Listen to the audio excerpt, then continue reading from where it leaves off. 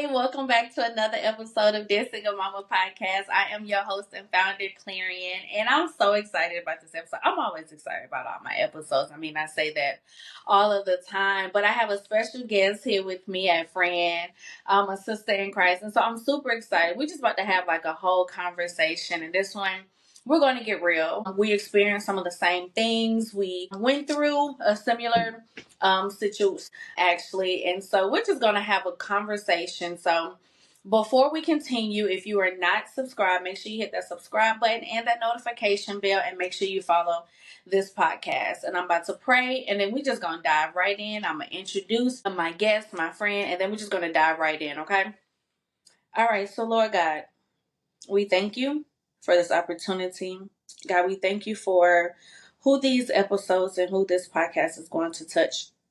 God, we just plead the blood of Jesus over us, over those who are listening. God, may we completely decrease and may you increase, and just allow your presence to touch us and be with us no matter where we are. In Jesus' name we pray. Amen.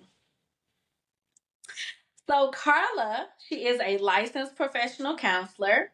Okay, she is a business owner, single mother, and a woman of God, most importantly. She was raised in Cobb County, Georgia, but she currently resides in Alabama. She received her bachelor's in psychology from Tuskegee, the illustrious Tuskegee University, and her master's from the University of. That's how I'm going to say it. I don't know if that's how you say it, but that's how it's going to get said today. And a year ago, Carla, she opened up her own private practice in counseling to help support those for mental health needs in her community. She enjoys traveling, helping others, and spending time with her family and decorating. Did I say she's a single mother? Okay. You guys help me give a virtual welcome to Carla. Hey, how are you? Doing good. How are you? I am doing good. I'm excited about this episode. We talked about this about a month or so. Has it been longer than a month? We talked about It's it. been a while. And so I'm just excited to just kind of be here with you, just to kind of give you guys the background. So we both were married. Let me say, I was married for just about a year when I got divorced. So we both experienced divorces at a very early rate within our marriages, and we both experienced marriage with narcissists. And so we're just going to dive right in and just talk about how we ended up in those positions relationally. So Carla, if you just want to start off, like, what was your experience like? And just take it back to childhood, because we didn't get married to get a divorce, and then it hit us and we realized, oh, we had a whole lot of work to do, and it just didn't start with our marriages. Right, most definitely. The thing for me, something that I started to realize, like not even a year ago, late last year, was it got to that point because of the beliefs that I had about myself. A fairy tale that I had created in my mind, starting in childhood, because of the things that I had experienced, and I didn't really understand like the depth of things until I was in counseling and things like that. So just starting back to my childhood, I have memories like as young as a baby, but I can really like remember stuff at 4 years old. And at the time, before we moved to Cobb County, we lived in like Columbus, Georgia. And we was real close with my mom's mom, my grandma. She was primarily like taking care of me and my older sister at the time. My dad was still in the military, and my mom, she was working and stuff, and she was there too. But we were just spending a lot of time with my grandma. Loved going to church. Our grandma took us to church every single weekend. And I always felt like very connected at church. But of course, at 4, you don't really understand. I just like Right. getting dressed up and going, reading the Bible, singing the songs, all the things. Mm-hmm. So when we moved to Cobb County, Georgia, I was, 5, about to be 6, in pre-K still, but still about to start kindergarten. And so at that time, that's when I was spending a lot more time with my parents, like every day. So just getting to know them more and spending more time with them, Being that young, we was just having fun. Like we would go skating every weekend. Me and my dad, we would watch movies together. Yeah. We lived in an apartment complex, so we had a lot of friends. Just meeting new people, that was different because we really didn't have a lot of friends, Mhm. in Columbus. But we was just having a good childhood at that Mhm. age. Um, I started to notice like more tension with my parents, but I really didn't like understand what was going on. Like sometimes we would hear them like fussing with each other, but we would be told like just stay in your room, all this different stuff like that or whatever. Mhm. So that's what we did. But as far as I was concerned, my childhood was pretty perfect up until maybe like around 8 or something like that. But prior to that, just having a good time. Me and my sister were close, begging my mom to have Yeah. another baby, and she Yeah. did, so I'm a big sister, at 6, and we're just having a good time. Um, Mhm. so at that time, I would say like the biggest trauma that I dealt with was like my eating habits. I was very picky. Mhm. I'm a vegan now, but at that age, I was like, I want to be a vegetarian. Like, I don't want to eat meat. Mhm. I was like 7 years old, like saying like, I don't want to eat meat. Black parents, they like, you gonna eat whatever I give you. Right. So most of the times I would have to at the dinner table. I couldn't leave the table until I finished eating. Mhm. Just different stuff like that. And looking back on it, I guess that was a little traumatic, but at the time Mhm. it was just like, okay, whatever. Like I'm not gonna eat. Y'all can go to bed. I'm just being left at the table. It is what it is. Yeah. Um, I would definitely say I was like a smarter than usual child. Like sometimes I would know things and I wouldn't know like how or why I knew things. I just knew stuff.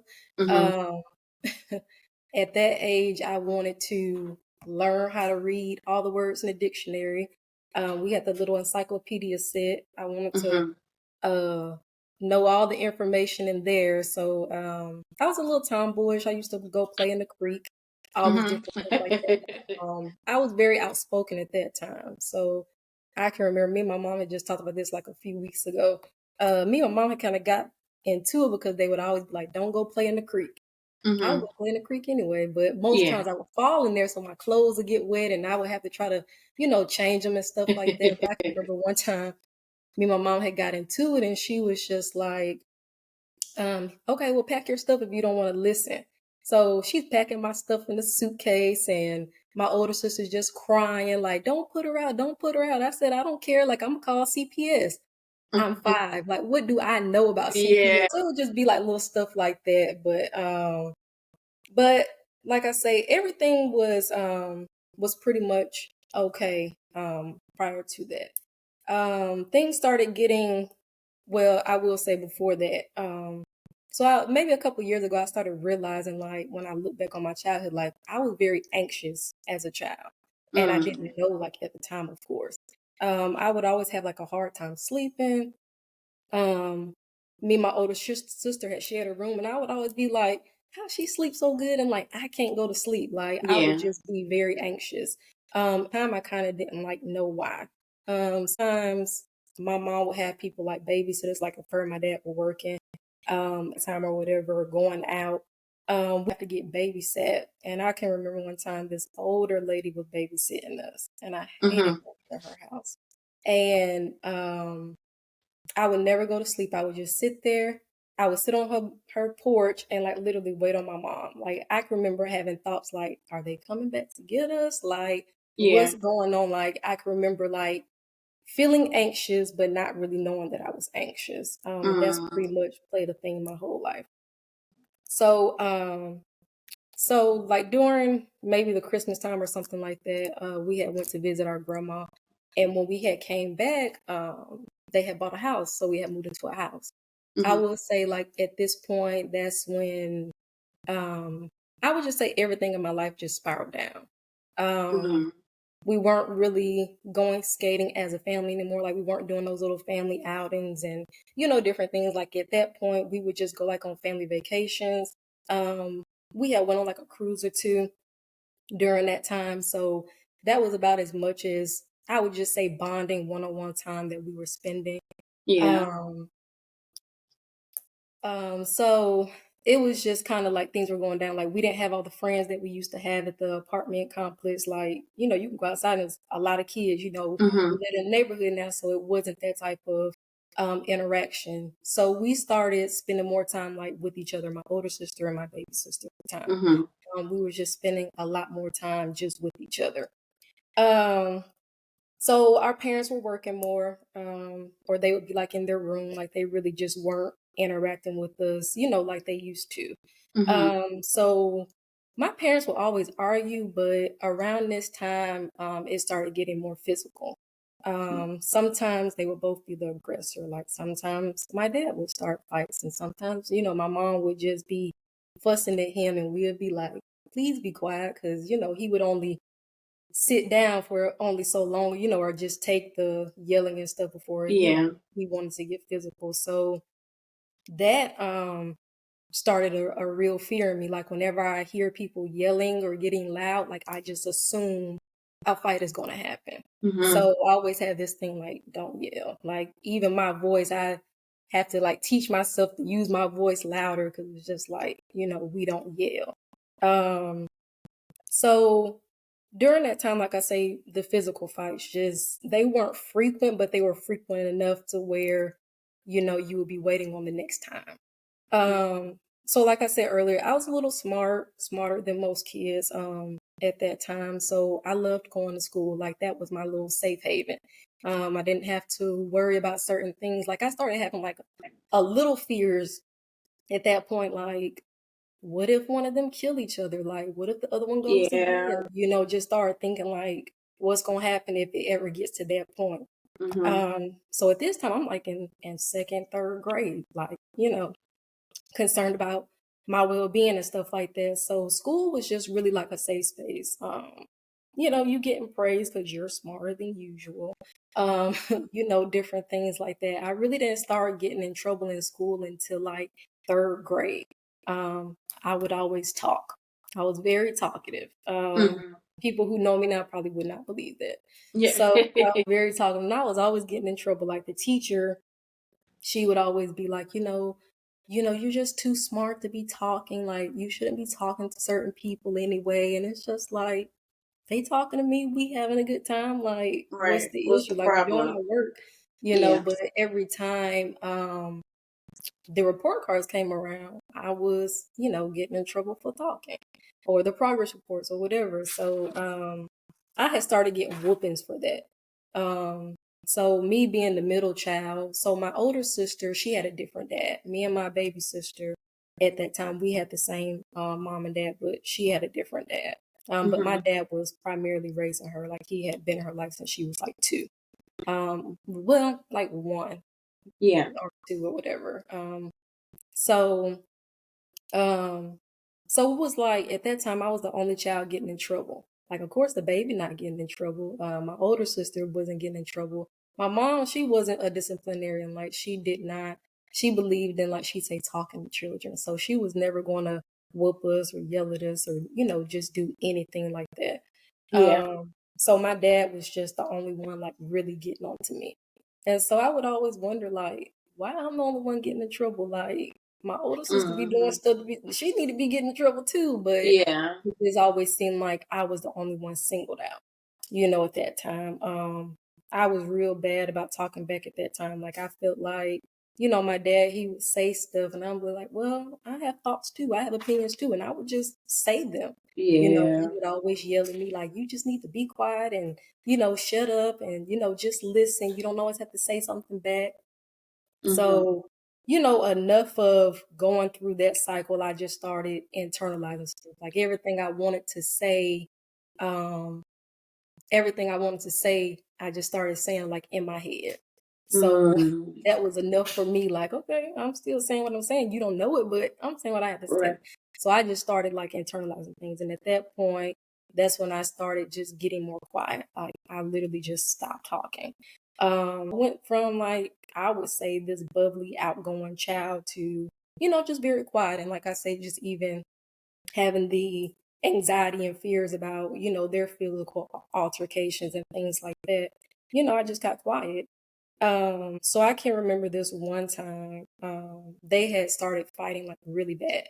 And sometimes Mhm. like our baby sister, like she would be downstairs, so we would have to like go and get her, to make sure that she was safe. So this one time I was just like really scared. I was like, what am I gonna do?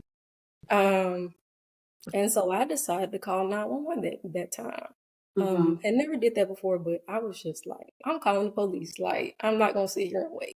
Yeah. So maybe like a little while after that, the police shows up and, everything stops. They talk to him, everything like that. So when it was time to go to bed, my mom had came to talk to me and she just basically asked me like, did you call 911? And she wasn't mean about it.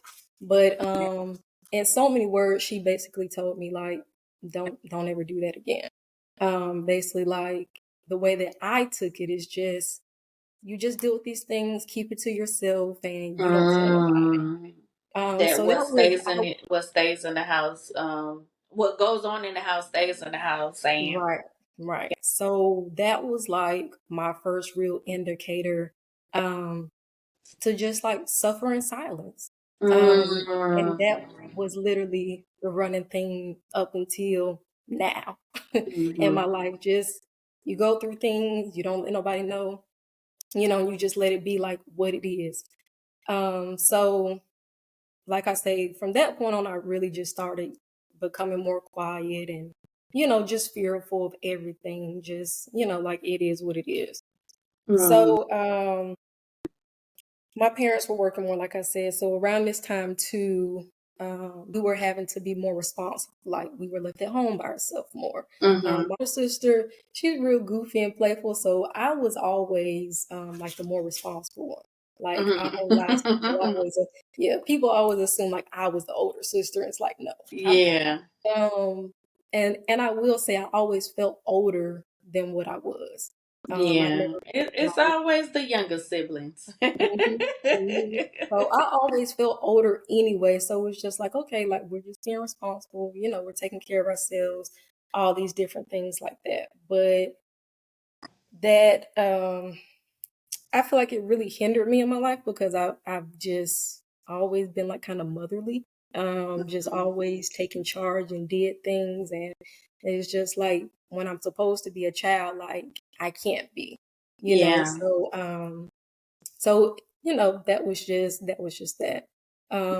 So like I say, around that time, my parents, they weren't really like emotionally available. Like I was very sensitive as a child. Like they would say that Mhm. all the time. Like it don't take much for me to cry, things Yeah. like that. So, it was just like I was feeling a lot of things that was going on, but of course, like I didn't really know how to express it. So I can remember around this time I just started thinking about my future, like when I became a mom, when I Mhm. got married. So I started creating like I guess like a little fantasy in my head, like Mm. this is the type of mom I want to be. Just a wife. You just start thinking about all of that. So like I said, I'm a little crybaby. Like No, no, it's fine. You're fine. yeah, I know. Sometimes, like, my spirit is still like shedding this stuff. Mhm. So, Take your time. so I just really started thinking about the future and like my life was gonna be better, once I got older. Mhm. So that's kind of what I did at that age to kind of like get through things. Like I would just think Mm. about all the things I was gonna be and do when I became older. At that time I wanted to be a veterinarian, so I was like, I'm gonna have my little career and things like that. And everything's gonna be good. Mhm. So we went through that from like I was like 7 until like almost until 10.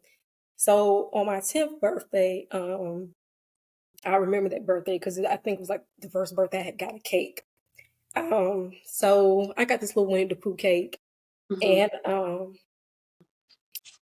and they sang happy birthday to me. Like I still remember the little outfit I wore and stuff like that. But Mhm.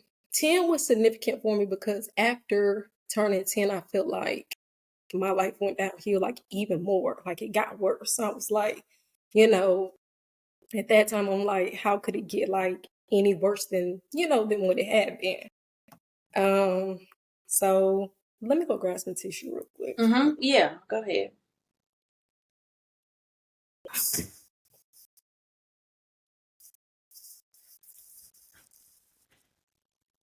So yeah, I can remember, like I say, turning 10 and, everything just kind of went downhill.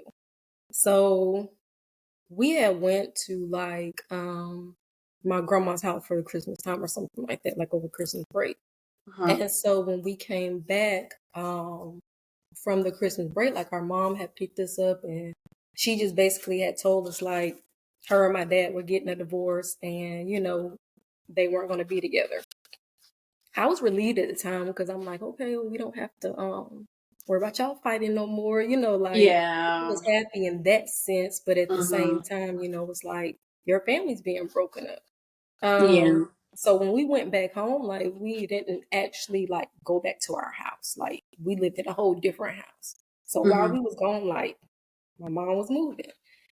So it was just kind of like, okay. So it was like kind of a lot to accept at one time because it's just like, Yeah. what's going on? Like, where's my dad? Like, okay. Yeah. So we had moved, but I was supposed to like be out of the district for the school that I was at because the neighborhood that we had lived in, my school was literally like right across the street. Like I would walk to school. So we lived a little further away, so my mom had to start like driving me to school. And so we did that for like a while, and we didn't see our dad for like a while. Like we didn't see him for like some months. Like we just didn't see him, so we didn't know like what was going on.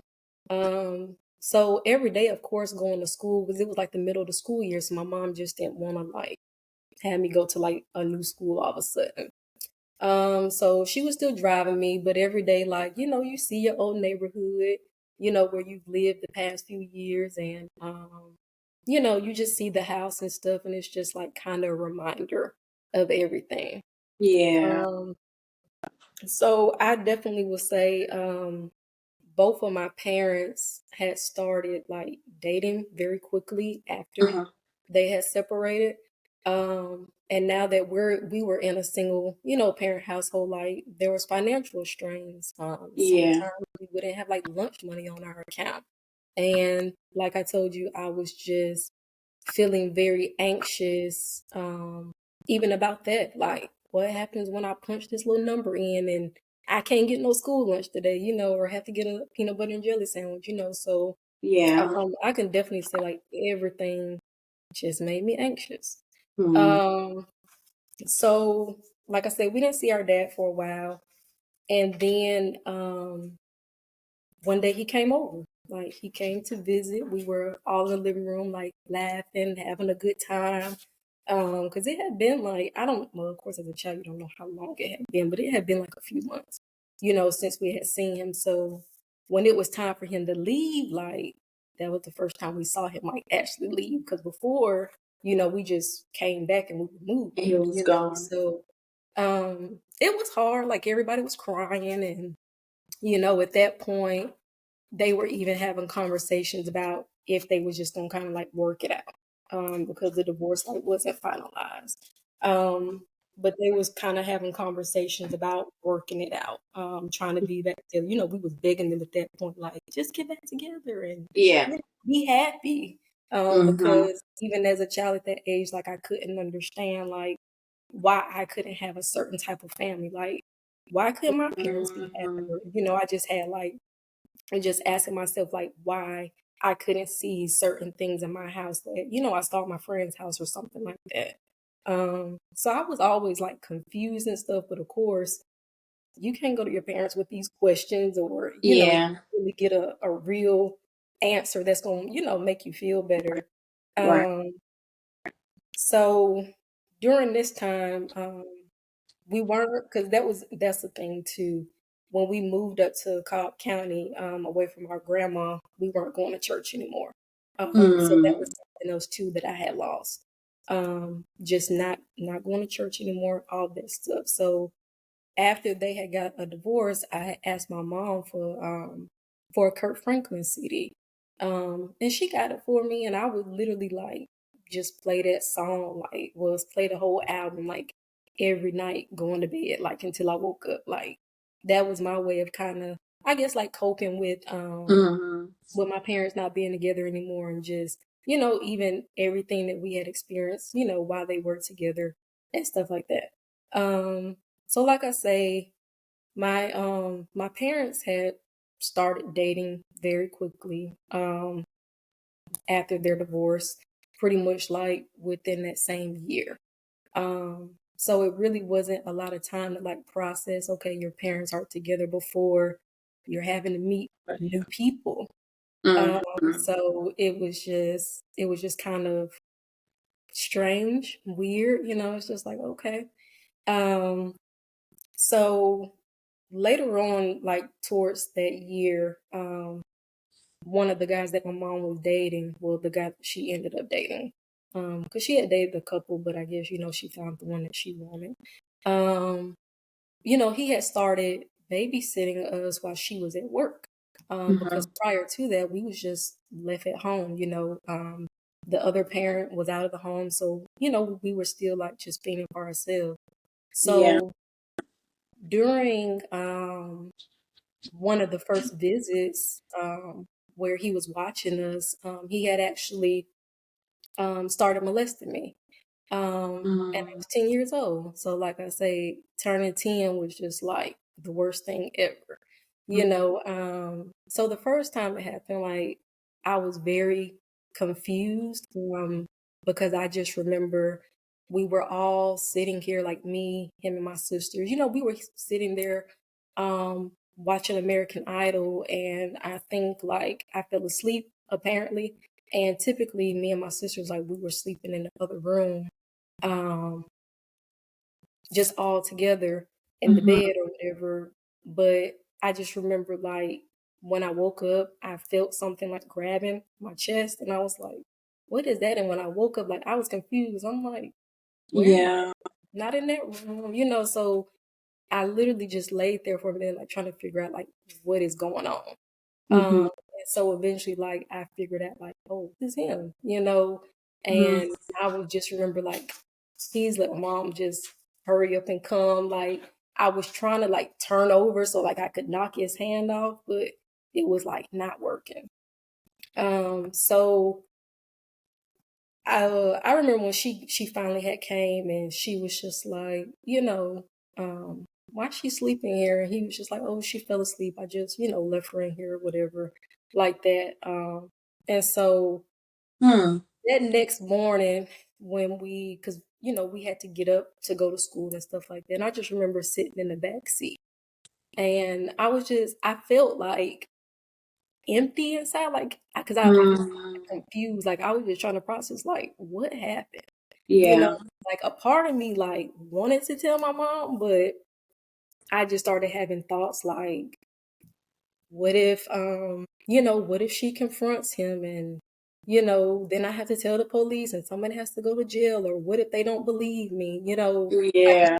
having like all these thoughts of like what's going to happen after you tell, you Yeah. know. And I started thinking about, you know, back when she was just like, you don't call the police, you don't tell nobody, you know. So I was Mm-hmm. like, well, I guess I don't tell nobody. Yeah. So she dealt with him for like 5 years, but like the molestation would be like gaps in between. Like there would Mm. be years in between before something else would happen. Or, you know, it would be like a long time in between.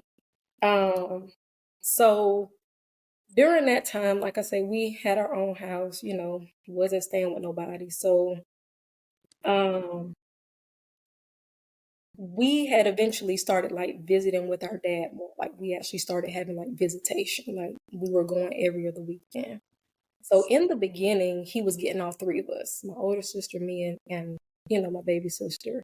Mm-hmm. And he got us like a couple of times, and then all of a sudden, one weekend, my older sister wasn't allowed to go. Like she couldn't go anymore. Mm-hmm. So up until that point, like my sisters were the only thing that I had, you know, like Yeah. that was the most consistent thing. So it's just like, why she can't come no more? Like, why do we have to be separated? Um, and I can remember that being difficult because it's like I didn't even want to go see my dad no more because I already knew like we were gonna have to leave my sister. Yeah. Um, so um, it was just a lot going on, like just a lot of stuff. So it was just like, okay. Um, so like I had said, like I was always feeling things very intensely, but I didn't know what to do with them besides just Yeah. die. Um, so it was like kind of so because of that, like I started hardening myself and just kind of like closing off, like just a little bit. Like it's just like okay, just let things be. Just kind of like close yourself off. Um, so around this time too, like I was noticing differences like in how me and my sisters were being treated. So we would sometimes like go to family functions, and it's always that family member where they ain't seen you in a long time. And my older sister and my mom, like at that time, they looked very identical. So people would always be like, "Oh, your twin, like she looks just like you, but that one don't look like you." And I'm just Yeah. like, "What Oh difference?" wow. Just stuff Yeah. like that. Like, and so I started looking at like, okay, well, I guess people are treating us differently. And so the only thing that I equated it to was like my skin tone, or, maybe I'm not pretty, or, something like that. Mm-hmm. Because I was the only darker brown skinned child like in the house. My other sisters Mm. were light skinned. So Mm. equated to that being like the issue and the problem. Back then, won't nobody checking for a little brownie. Yeah. So it was just like when I say like a lot of internalizing, just a lot of internalizing. I Mm. think at that point, that's when I really started having thoughts like something is just wrong with me. Just really starting to like not like myself at all. Mm. Um, so I guess I was like around 11, 12, at that point. Um, so I just noticed like the only positivity that I would kind of get from adults or like other people is whenever I talked about my career, wanting to be a doctor or, just wanting to do something. Like people would always get like intrigued by that or something. They'd be like, oh, Yeah. that's pretty good and stuff like that. But outside of that, it didn't seem like it was much attention like given to me. Um, Mm. and I can even remember like getting into it with my grandma, my mom's mom at one point, because I was just like, everybody's always focused on them. And she would even say things like, it's just not your time yet. It's just not your time.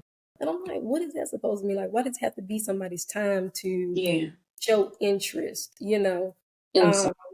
and I feel like because of that, um, it made it easier for her boyfriend at the time to molest me or abuse me because eventually he started to show interest and be nice and just certain things like that you know um, Mm.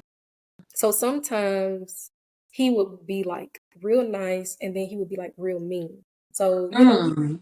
didn't know like how to take him for real. Like sometimes we just didn't like being around him, and sometimes it was kind of okay. um but after that divorce, we had started moving a lot too. So we had stayed in one house, and then a little while after that, we had moved to another house, and we had Mm. called it the Blue House. And so sometimes my mom would have like a off and on relationship with the guy. Like we wouldn't Mm. see him for a while, and then he would just start coming back around. Um, and it was just very, like I say, confusing and uncomfortable because it's like I still Yeah. memory of what he did, and it's like I hated to see him, but it's kind of like you can't show that. And then my mom, she wants to be a little family, like, come on, let's all eat at the dinner table and do this. Yeah.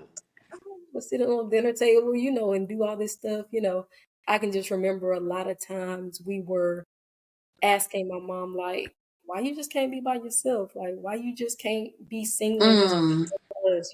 Because even around that time, like she would act different when she was, in a relationship. Like she would get a little meaner. Like I say, she was not a disciplinarian at all, but she would start to get like a little bit more stricter or just do things that she really wasn't doing. So it was Mhm. kind of like, why you acting different?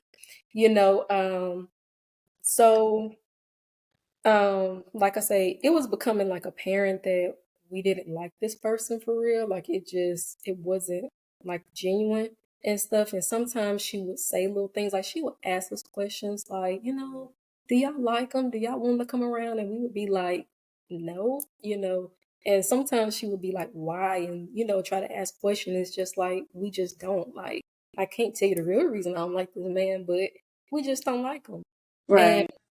she would always ask these questions like that, but it's like, why are you asking us this stuff if you're gonna stay with them? Like, why do you want our thoughts and feelings and opinions if you are just gonna, the situation is not gonna change, you know? Yeah. Smart. And yeah, so I think that started to kind of teach me like, you don't matter. Like, what you think doesn't matter, what you feel doesn't matter. Like, it don't matter. Um, so we would go to our grandma's house like for the whole summer at one point. And so we was there. So I can remember the summer before seventh grade. Um, she had came and picked us up, and we loved being with our grandma. We'd be like, "Can we come live with you?" And Mhm. she'd be like, "No, like unfortunately y'all can't." But Yeah. it was like that relationship. Like we be crying when it's time to go home. Like we just Yeah. Grandmama house. yes. Yeah. So she picked us up this one summer and she was just like, when she had picked us up, she was already like, we're gonna have a long talk when we get in the car. So we like, what we gonna have a long talk about? And this um, was your mom. hmm Yeah, Mhm. she had picked us up from our grandma's house that summer. It was the summer before seventh grade. And she was just like, she was just like, well, we basically moved in with her boyfriend. The one that Oh no. yeah. So we just all just kind of sat in the car, like kind of quiet. Now, my older sister, she's always been outspoken. Like she always gonna say what's on her mind. She don't care. But I just kind of remember having a few words with her, like, why would you do that? Why would you not include us? Just Mhm. kind of having like a deeper conversation, like, Mhm. why did you make this decision? I can even remember my sister had got like a little piece of paper and had wrote help us on the little paper and held it up on the window, so people could kind of see I it. can see. Like, uh, but it was just, it was like a part of me was angry because, like I Of say, even course. though it had been a few years since that first incident, I just You still always still feel like did it. it happened. Yeah, and I was like, Yeah. well, what's gonna happen now that we living in the house with them? Like it was Mhm. just a lot going on. Um, so when we moved in at first, it was like it was kind of okay. Like I say, he was giving attention, giving compliments. That was very different. Like he was the first person that ever told me like I had a pretty smile. Mhm. And it was just like, okay. And it seemed like after he said that, I heard it a lot more. Cause even him, Mm. he was like, you should smile more often. Well, it's like, I ain't got nothing to smile about. Like, I Yeah. my life at this point, like, the only fun, good time I'm having is with my sisters, like, like whatever. Um, so of course at the time, like I didn't know that that was a form of like grooming. You know, um, Mhm. I was getting ready to turn 13 and he had helped because I had asked my mom and him like, can I have a party? I was making a little bit of friends and house parties at that time, they was a little thing. So I was like, can Right. I have a party? That was a thing. And Yeah. yeah.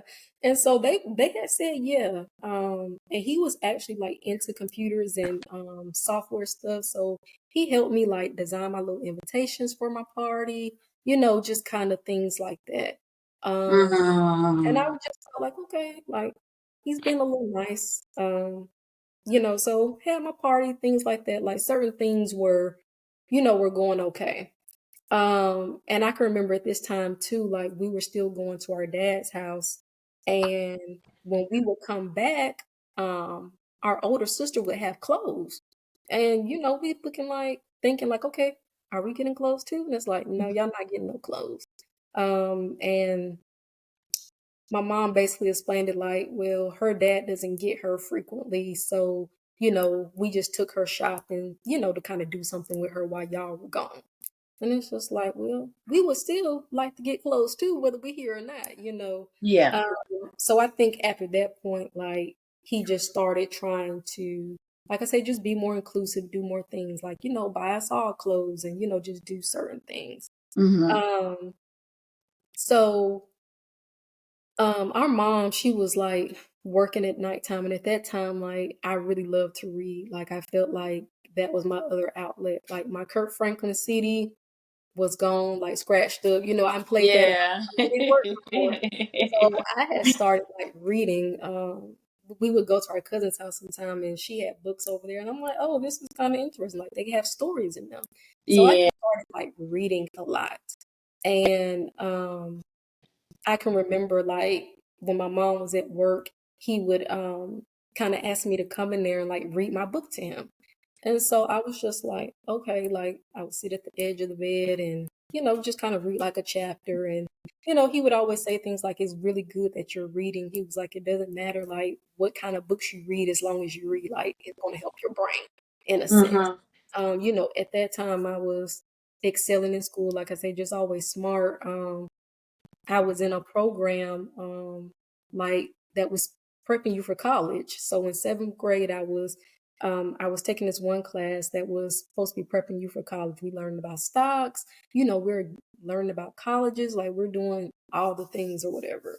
Um, and I kind of didn't like it. Like I liked it in the beginning, Mm-hmm. but at that time, I just wanted to be like with my friends. And so because I was in that class, like I couldn't take like a extracurricular that was like kind of in place of that.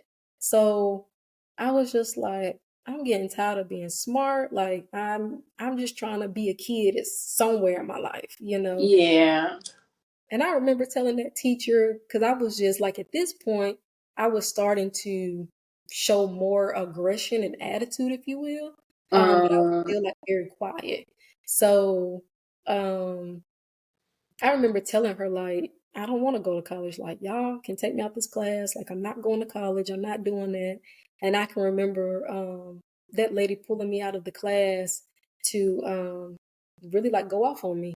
But it's like that wasn't the first time I heard, because like the whole time I'm in school, I hear all the teachers talking about how smart I am, and I shouldn't be hanging around certain people, and just stuff like that. And it's just like, well, this is the only little piece of outlet that I have. Like, just leave me alone.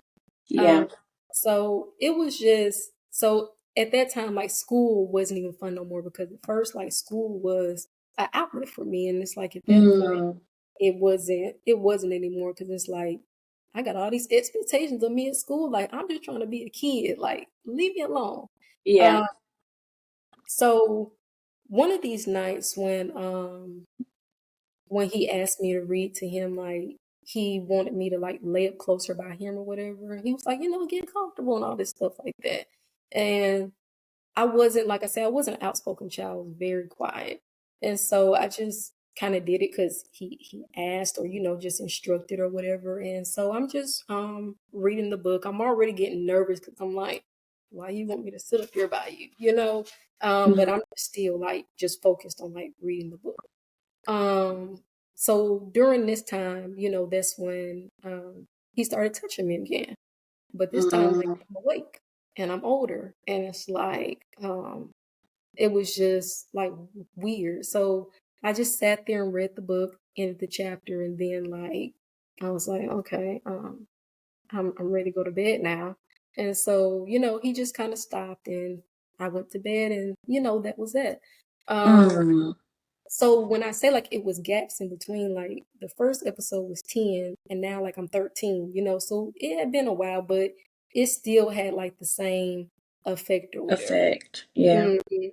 So during this time too, like when I say he would be mean, like him and my mom would probably get into it, and my older sister would kind of jump in, like trying to defend her, or we would get in trouble for doing something because he was upset by it. Like I can remember times my mom would be like, um, she would be like, "Oh, he felt sad that y'all didn't speak to him, or y'all didn't do certain things," and my Mm. just be like, okay, whatever, go back and forth. So it was still like a lot of tension in the house. There would be times where him and my older sister would get into it, and him and my mom would get into it, all these different things. So this one time, him and my mom were kind of arguing, and like I say, when people start to raise their voice a little bit, we kind of get on guard.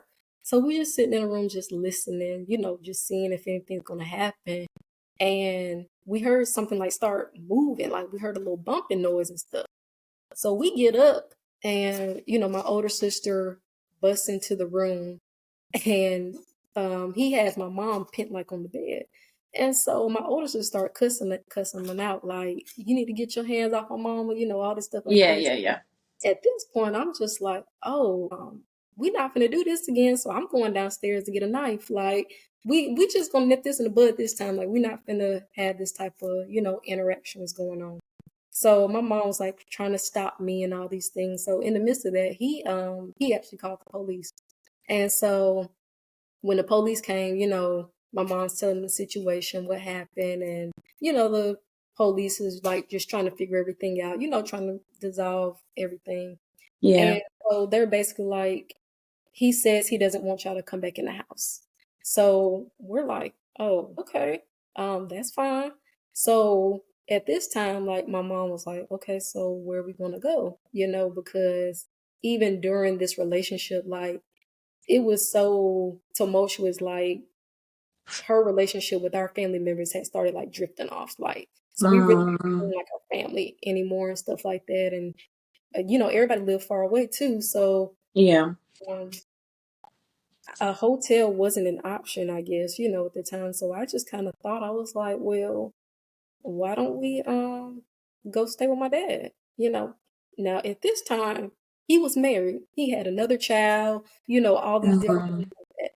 And so when I said that to my mom, because at first I was like, well, we can just go stay with, our dad, and, you just go somewhere else. Because that's what she was saying at the time. So I guess Yeah. when I kind of called my dad and kind of told him what was going on, he invited all of us to stay. So for about a week, me, my mom, my sisters, we stayed with my dad, his wife, and my other baby sister. Mhm. Um, so it was that was a pretty decent week. Like I had my parents together, and I hadn't had that in years. You know what I'm saying? It was like my whole family was kind of together. So he was taking us to school while we were going to staying with him or whatever. So after that point, that's when we actually moved back like on our own. He we didn't move back with him. We just went on our own, and we was glad about that. Like it seemed like everything just kind of calmed down at that point. Um, Right. so we was just glad because my mom was calmer. She wasn't saying all the stuff that she would say. Like she would just always be like, "Y'all are just so disrespectful and so disobedient." Like we would hear all the time how bad of kids we were, which was confusing because it's like, what are we doing? You Right. know. So things just kind of gotten better at that point when we had Mhm. um, lived by ourselves or whatever. So Um, let me chime in a little mhm, bit because I'm noticing that even at an early age you were beginning to think things that were and do things that were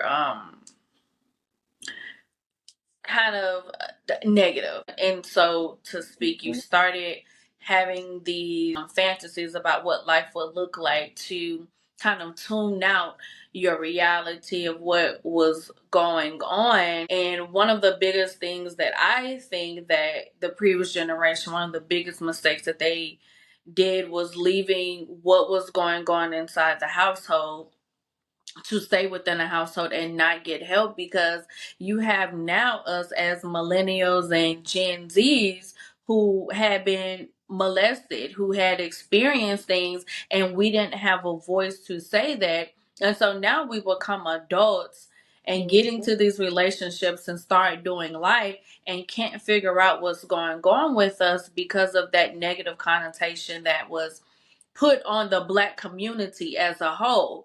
Now, I get it, you don't want your children to be taken away and things of that sort, but I think that was one of the mistakes that the previous generation did, because now we're trying to navigate through life as millennials, as Gen Zs, and you have a lot of people that have struggled with and have dealt with a lot of trauma, and unfortunately it has literally into narcissism or whatever the case may be, because the brain has literally been rewired for all of the trauma that has been withheld in the body.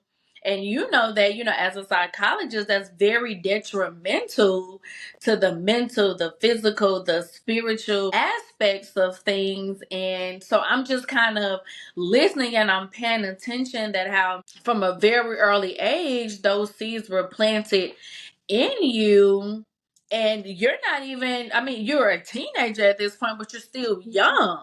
You haven't even gotten to the 14, 15, you haven't even gotten to high school at this point. And so it's kind of it's kind of like, okay, like, see, this is why it's important for us to be mindful of what we do, what we say, and how we treat our children, or if not, we're going to have another generation traumatic. I mean, children growing up with trauma already. So yeah. So I didn't mean to cut you off. I just kind of wanted to point that out, because that's very serious to note, even as parents or as mothers, to be mindful of those things. And thank you for sharing. I still want you to share more, but you didn't have to share those things. So thank you for your vulnerability. I appreciate that. I know it wasn't easy thing to do, but yes, I just kind of wanted to point that out.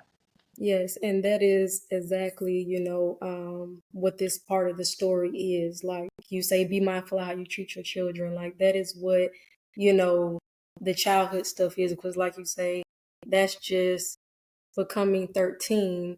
That's not even the rest of, my childhood, which actually got worse. Like it got worse, so it was just like, I do want people to be mindful of how you treat children, not even just your own, but even the people who would compliment my sisters or say something to her and not say nothing to me, or, just even say rude things. And it's just like, why do you think that's okay? Because you don't know how children are internalizing things, or, what's that creating in them. But like you say, the point of this too is all those thoughts that I had, like they didn't just go away, at 18, like they were still there at 30 years old. So it's it's really sad. It is.